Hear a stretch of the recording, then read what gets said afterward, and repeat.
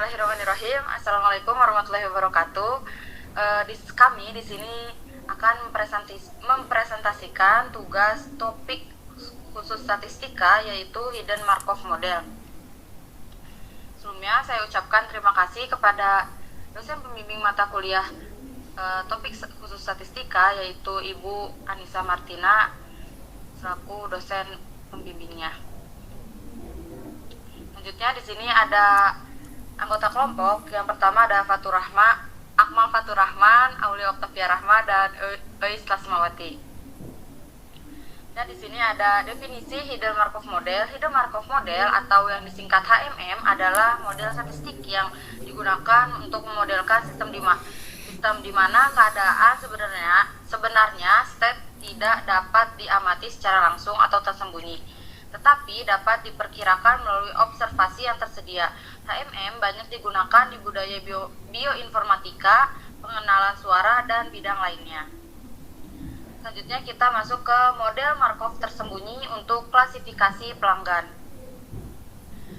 Pada pendahuluan ini diusulkan sebuah model Markov tersembunyi atau HMM sederhana yang baru. Proses dari HMM yang diusulkan dapat dijelaskan melalui contoh berikut. Contoh sederhananya, kita mempertimbangkan proses memilih sebuah dadu dengan 4 sisi atau tetrahedron dan mencatat jumlah dadu yang diperoleh setelah melempar dadu tersebut. Misalnya, kita memiliki 2 dadu A dan dadu B. Masing-masing memiliki 4 sisi, 1, 2, 3, dan 4. Selain itu, dadu A adalah dadu adil, kemungkinan tiap sisinya sama, dan dadu B adalah dadu bias, kemungkinan berbeda. Distribusi probabilitas untuk setiap sisi pada dadu A dan dadu B dapat dilihat pada tabel 4.1. Di sini kita dapat lihat distribusi probabilitas dari dadu A dan dadu B. Setiap kali sebuah dadu dipilih, kita asumsikan bahwa dengan probabilitas alfa dadu A dipilih dan dengan probabilitas 1 min alfa dadu B dipilih.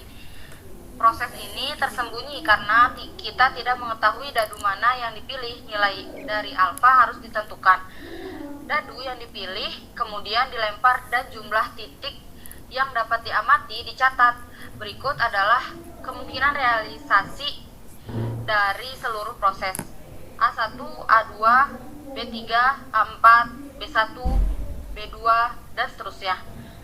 Kami mencatat bahwa seluruh proses HMM ini dapat dimodelkan oleh model rantai Markov klasik dengan matriks probabilitas transisi. Bisa dilihat di sini ada sebuah matriks model rantai Markov gitu. Selanjutnya adalah estimasi dari parameternya. Metode sederhana untuk mengestimasi nilai alfa, kita asumsikan bahwa distribusi titik-titik nilai observasi yang diamati diberikan oleh 1/6, 1/4, 1/4, dan 1/3. Perhatikan bahwa P2 itu tadi kan di sebelumnya kita mengasumsikan untuk matriks transisi gitu kan. Nah, di sini kita masukin si nilai dari titik-titik yang kita amati gitu. Nah, terus jika kita mengabaikan set tersembunyi atau blok pertama dari matriks sebelumnya yaitu R, maka set yang bisa dimiliki matriks probabilitas transisi sebagai berikut: 1/6 ditambah alfa per 2 dan seterusnya, dan kita menghasilkan nilai sama dengan 1,1,1,1. Maka mudah untuk melihat bahwa distribusi probabilitas transioner dari P diberikan oleh 1/6 ditambah alfa per 12, 1/6 ditambah alfa per 12, 1/3 dikurang alfa per 12, 1/3 dikurang alfa per 12. Distribusi probabilitas P ini harus mensistem dengan distribusi yang diamati, yaitu Q dari hasil observasi, yaitu P yang tadi harus sama dengan 1/6, 1/4, 1/4, dan 1/4. Nah, ini jika diamati kembali gitu, hasilnya tuh sama seperti nilai Q yang kita amati gitu. Selanjutnya, nilai probabilitas transisi nilai probabilitas transisi tersembunyi alfa dapat diperoleh dengan meminimalkan selisih di antara distribusi model P dan distribusi observasi ke Q. Kita minimasi model dari P dan distribusi model P dan distribusi model Q. Jika kita memiliki norma seperti itu sebagai norma Euclidean, maka masalah minimasinya menjadi seperti yang tertera gitu. Selanjutnya, untuk perluasan metode akan dijelaskan oleh rekan saya, yaitu Islas Simawati. Kepadanya saya persilahkan. Baik, dilanjutkan kepada pembahasan berikutnya, yaitu perluasan metode.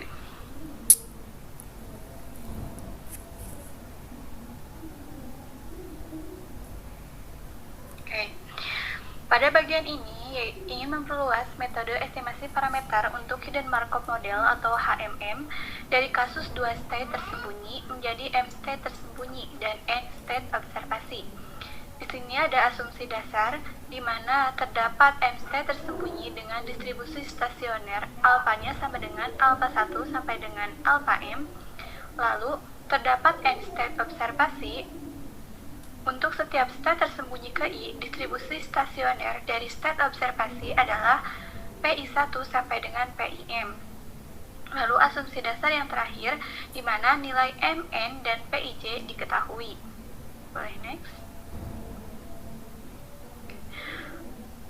Konstruksi matriks. Matriks gabungan P kuadrat dibentuk dari matriks distribusi observasi bersyarat dengan dimensi N dikali M. Terlihat seperti pada layar, bentuk matriksnya seperti itu, lalu dikalikan dengan matriks yang seluruh elemennya adalah nilai-nilai AK, menghasilkan persamaan P terlihat pada layar di mana ditransposkan. Di sini terdapat juga proposisi di mana vektor P adalah distribusi probabilitas transisioner dari P kuadrat. Dengan demikian, probabilitas transisi dari state tersembunyi dapat diperoleh dengan memecahkan masalah optimasi.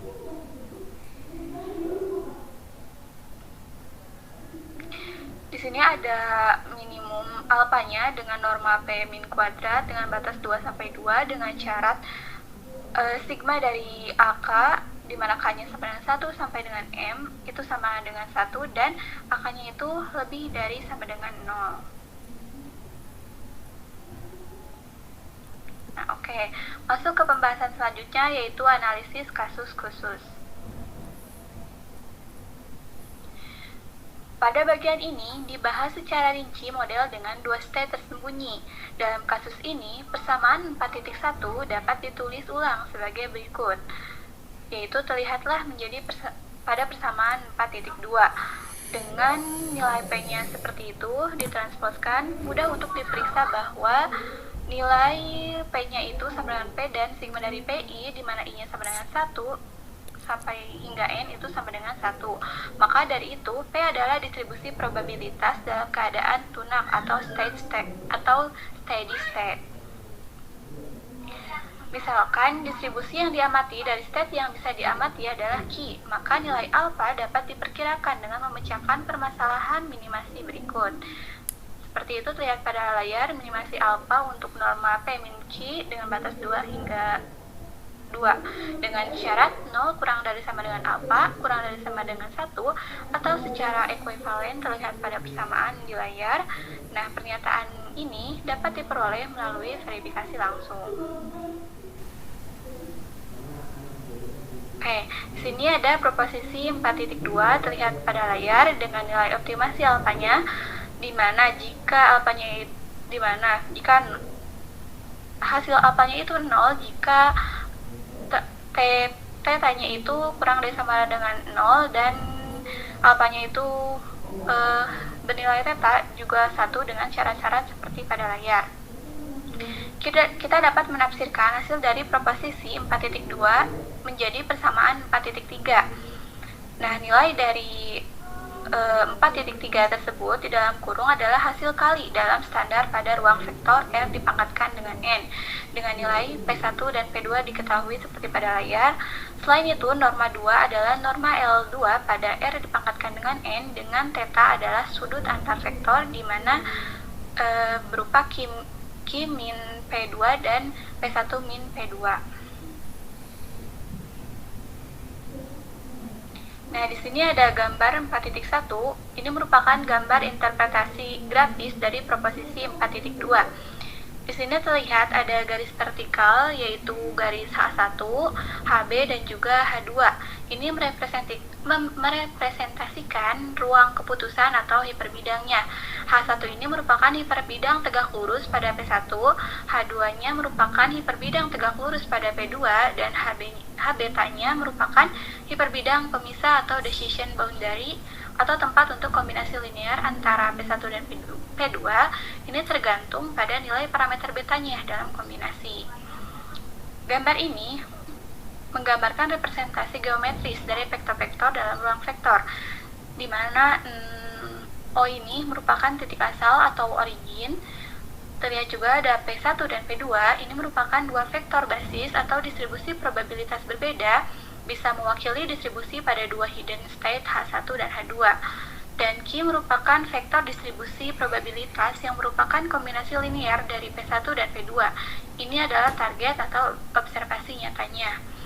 Ada pula Q aksen 1 dan Q aksen 2 merupakan dua vektor distribusi lainnya yang berada di luar bidang pembentukan antara P1 dan P2, menunjukkan bahwa distribusi nyata tidak selalu berada di antara keduanya.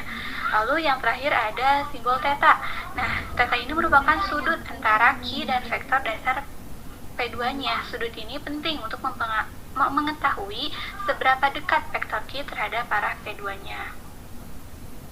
Untuk materi selanjutnya akan dilanjutkan oleh rekan saya. Pada Akmal dipersilakan. Baik, selanjutnya adalah aplikasi dari metode HMM ini pada data yang nyata gitu, yang sudah ada atau yang sudah diteliti. Boleh next. Di sini saya mengambil data dari BPS. Datanya adalah data sekuensial tentang rata-rata lama sekolah berdasarkan jenis kelamin pada tahun 2010 sampai 2024 di Bandung. Jadi total datanya ada 15 yang masing-masing tahun direpresentasikan oleh satu data. Nah, pada percobaan kali ini kami akan mengklasifikasikan keadaan Bandung pada tahun tersebut menjadi grup A yaitu tertinggal, grup B sedang, grup C maju terkait tingkat sekolah atau kemajuan dari sekolah yang ada di Bandung. Nah, lalu jumlah data yang dimiliki tadi sudah disebutkan 15 ya, di mana setiap tahunnya direpresentasikan oleh satu nilai. Lalu kami membagi dua data yang kami punya, di mana 5 data yang pertama itu dari tahun 2010 sampai 2014 menjadi data latihan dan 10 data berikutnya menjadi data pengujian. Selanjutnya. Dan di sini saya menguji atau menggunakan metode HMM menggunakan komputasi ya, computing menggunakan bahasa pemrograman Python. Dan di sini maaf itu enggak hasil screenshotan, yang artinya saya mengcopy kode yang ada di Python ke sini karena memang biar lebih enak dipandang bagi saya. Nah, di sini ada fungsi gitu ya, fungsi untuk menghitung alfa. Jadi di sini membangun suatu fungsi, mendefinisikan fungsi variabelnya hitung alfa. Di sini adalah fungsi yang nantinya digunakan untuk menghitung alfa dari setiap tahunnya. Lanjut. Nah, selanjutnya adalah kita memasukkan file dari dataset yang saya punya di Excel, dimasukkan dan dibuka di Python agar bisa dibaca oleh Python dan yang nantinya bakal bisa digunakan untuk diuji menggunakan model HMM ini. Nah, lalu yang kedua yaitu misalkan kategori maju menjadi P1, terus yang tertinggal menjadi P2. Nah, ini yang nantinya yang diklasifikasikan gitu, mana yang maju, mana yang tertinggal. Selanjutnya, selanjutnya di sini yaitu menghitung dari P1 dan P2. Di sini menggunakan nilai data dari 5 data latihan. Kita gunakan itu untuk menghitung nilai P1 dan P2. Dan di sini didapat P1-nya yaitu grup majunya yaitu 8,97 bagi laki-laki jenis kelamin laki-laki, lalu 8,385 bagi jenis kelamin perempuan. Lalu yang tertinggalnya atau P2-nya 8,60375 bagi jenis kelamin laki-laki dan 7,785 bagi jenis kelamin perempuan. Selanjutnya,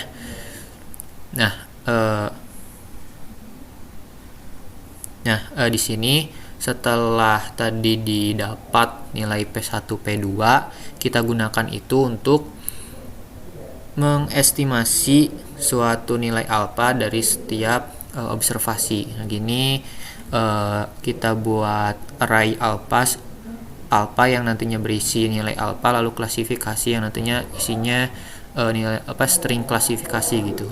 Di sini untuk for in the f it rows, ini untuk menghitung setiap barisnya dari hitung alfa gitu ya. Nah, ini menggunakan tadi definisi dari fungsi hitung alfa. Nah, lalu mengklasifikasikan berdasarkan alfa. Nah, di sini klasifikasinya kita pecah lagi menjadi 3, yaitu maju, sedang, tertinggal. Yang tadi awalnya maju dan tertinggal doang, dimana untuk alfa lebih dari 0,75 itu termasuk ke kategori maju, dan untuk lebih dari 0,25 dan di bawah 0,75 yaitu masuk kategori sedang, dan di bawahnya masuk kategori tertinggal. Selanjutnya,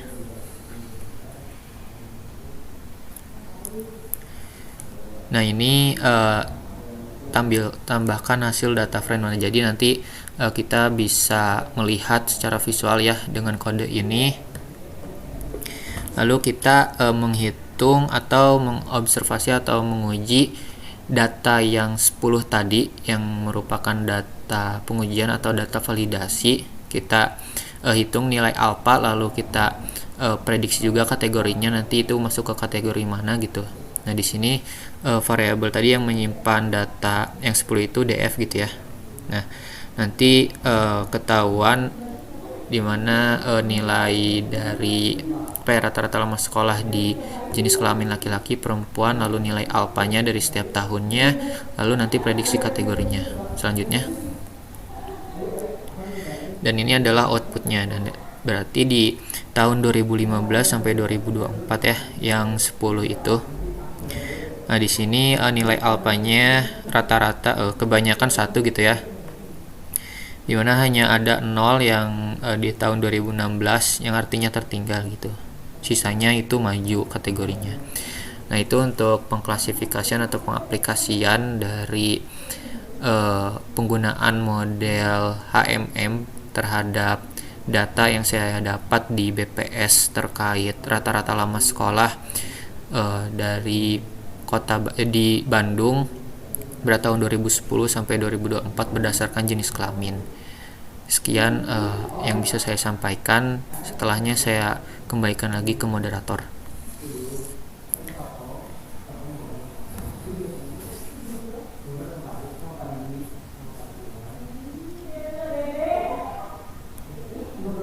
Baik, terima kasih kepada para pendengar gitu telah mendengarkan presentasi yang telah kelompok kami paparkan. Sekian, sekiranya ada salah kata dan perbuatan dari selama kita mempresentasikan HMM ini, mohon maaf yang sebesar-besarnya. Sekian, wassalamualaikum warahmatullahi wabarakatuh. Waalaikumsalam warahmatullahi wabarakatuh.